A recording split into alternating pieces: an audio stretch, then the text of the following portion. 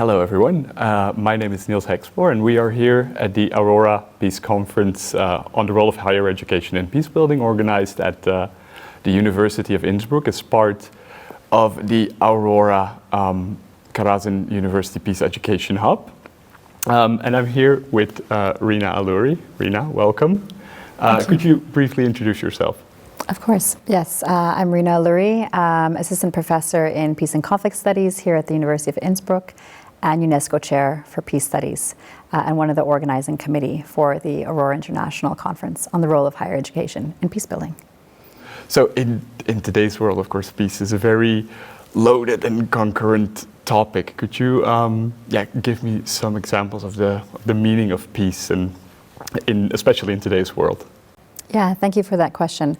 I think that, often we think that peace is sort of this end goal, this destination, this utopia, this place that we are all supposed to be sort of striving for or moving towards.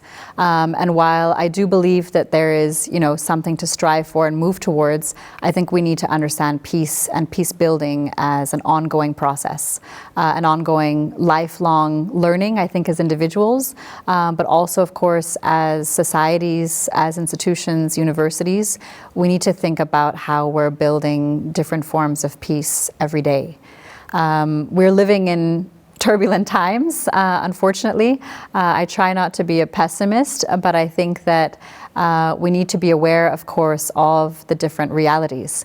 And the realities are that there are a number of countries and contexts, but also communities around the world at the moment that are facing threat, facing risks, facing insecurity, are fearful for their everyday lives. And we need to be aware that those are realities to be aware of. So I think when we look at peace and peace building, it's a matter of acknowledging the reality of war, of conflict, of genocide, of mass atrocities, humanitarian crises, but also always keeping light of the opportunities for everyday forms of peace. How do you think universities and higher education institutions such as the ones in Aurora can contribute to create academics and students that can positively contribute to the sense of peace building and to raising this awareness? Yeah, I think there's an element of also being aware of the possible negative role that education has played historically, in some cases also institutions, higher education institutions, universities. So this is something that I feel is very important also when we speak about our students. I co-lead a master's program in Peace and Conflict Studies. And although I'm not a historian, I'm a political scientist, I think that, political histories are important to be aware of.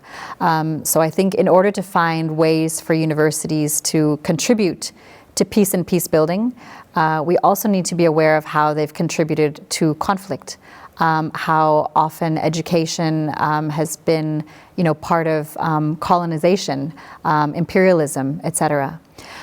So I think that, finding the way for universities is also, being very aware of the potential of education, but also being aware of how it can be used as a tool. And is being used as a tool in some contexts also today for oppression, manipulation, indoctrination, erasure, revisionist policies and approaches.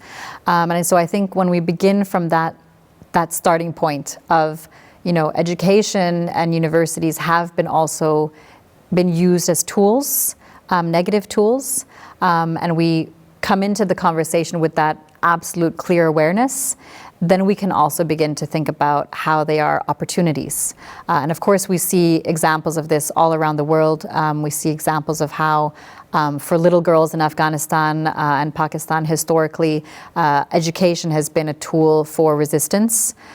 We see in the cases of also higher education institutions that offer scholarships to students from the global south and conflict-affected contexts in the global north, how they can have opportunities which would only exist through scholarships and educational spaces.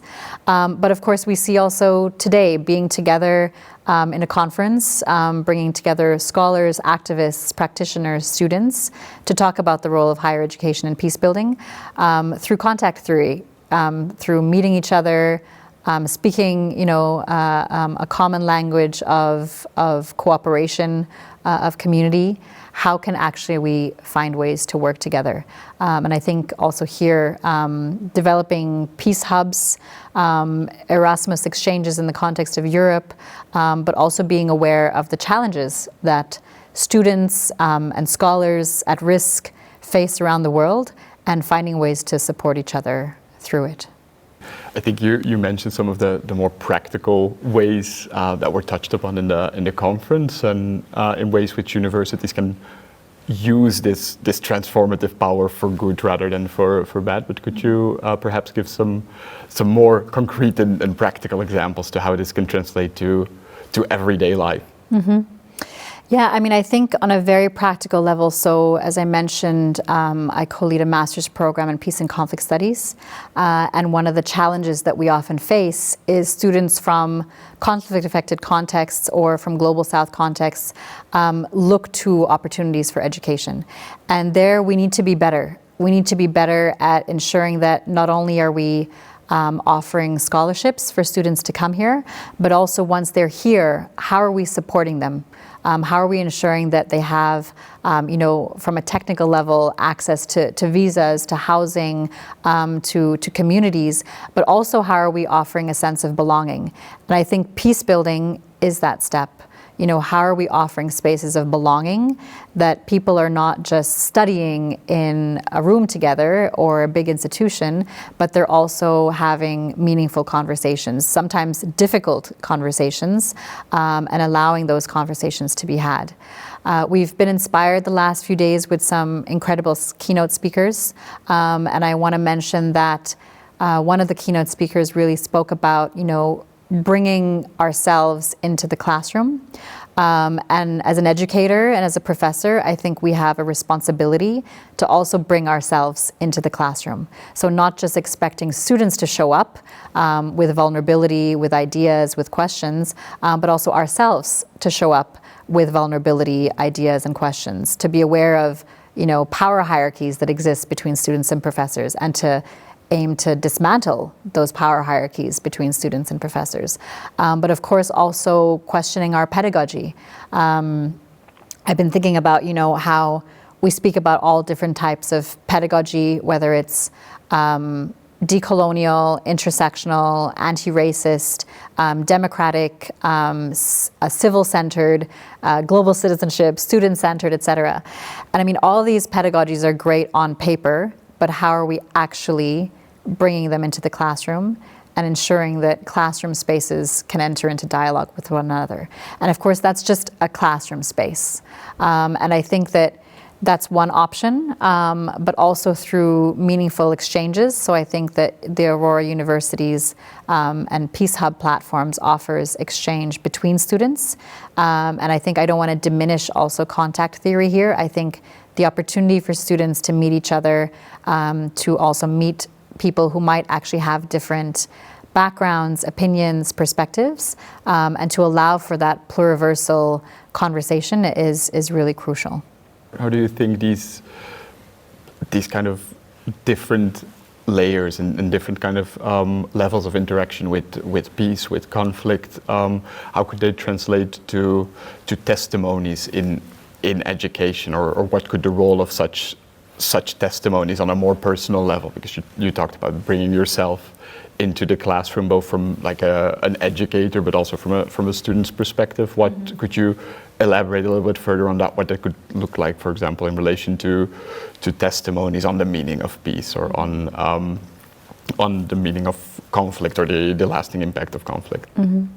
I think one of the biggest challenges that we face in knowledge creation, knowledge development, and knowledge extraction at the moment is that very often we still fall back into that idea that knowledge is supposed to be rational, It's supposed to be neutral, void of voice, void of identity, etc.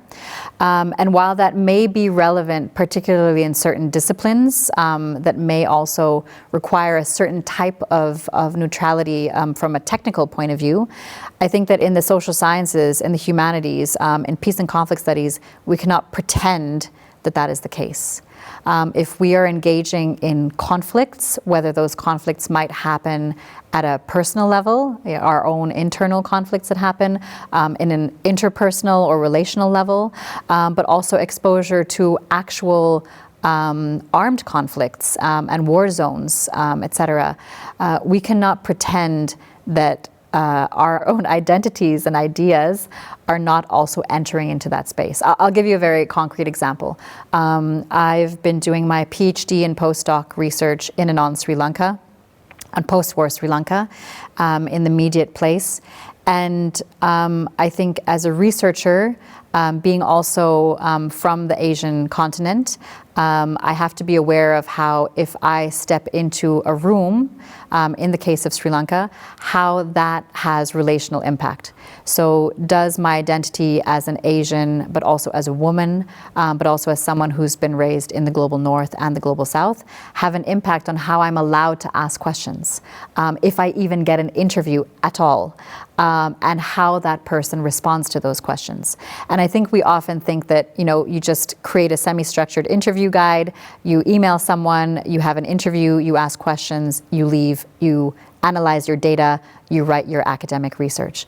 And I think that when we're working in conflict-affected contexts, when we're dealing with also vulnerable realities, but also trauma, we have to be so sensitive to how those interactions actually work, and how access to persons and stories are also so vulnerable to change. So I think this is one of the aspects I want to bring in here, that as researchers, but also as pedagogues, as educators, we need to be aware of how who we are does have an impact, even if we don't want it to. Even if we would hope that someone enters a room and is neutral of identity, race, gender, class, caste, etc., it's very often not the case. So this is for me an invitation to be aware of who we are and how we affect those around us, but also how that influences how we ask questions, how we engage in conversation, but also how we practice peace. If we're not aware of that reality and we assume neutrality and rationality, then we are also not aware of the impact that that may have on persons that we're engaging with. Thank you so much for that, and for sharing also your personal perspective on that. And I think it's good to hear that a lot of this aligns with what we are trying to build and implement within Aurora in terms of raising this kind of awareness and having people be more aware of the kind of explicit and implicit meaning of their own role within society and how they can use and play with that role to hopefully have a very positive impact on important matters such as peace building. And on that note, I would like to thank you very much for this interview and for your great insights. Thank you for having me. Thank you, and I want to thank you all for watching and listening to this interview. Thank you.